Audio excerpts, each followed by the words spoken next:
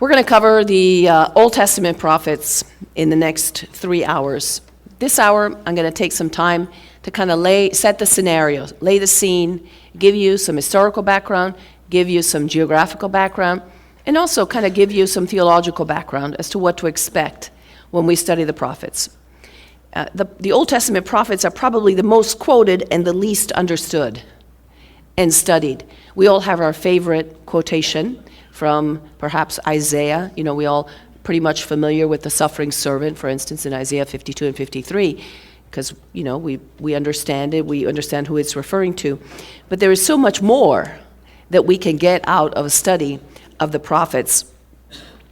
Now, I'm going to throw out some words which you don't necessarily have on your handouts, and if you want to write them down, that's fine. And if you don't, that's fine too. I don't have a vocabulary list for this. I may produce one eventually, but for now, a Navi, N-A-V-I, is a Hebrew word for prophet. And the plural of Navi is Nevi'im, N-E-V-I-I-M. These, of course, are approximate spellings, right? Because we're transliterating a different alphabet.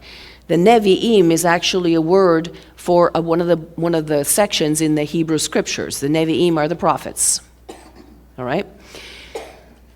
But have you noticed, for instance, that a lot of the the written prophets that we see in the Old Testament don't include a lot of the other prophets that you may have heard of? So, for instance, there is no book of Elijah. There is no book of Elisha. There's 1 Kings and 2 Kings. I mean, you know, their exploits are detailed in those books. But we have a passel of other prophets in the Old Testament, including people like Abraham, who is called a prophet in Genesis, Moses, who is considered in Deuteronomy to be a prophet, and of course Samuel. Samuel was a prophet.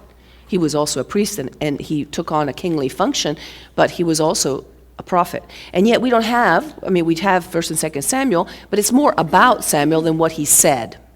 Whereas instead the distinction is going to be, going forward, the Old Testament prophets that we are familiar with, Elijah, Elisha, Nathan, remember Nathan who spoke to David, and then all these weird names, Ahijah, Iddo, Jehu, Oded, Shemaiah, Azariah, Hanani, Jahaziel, and Huldah,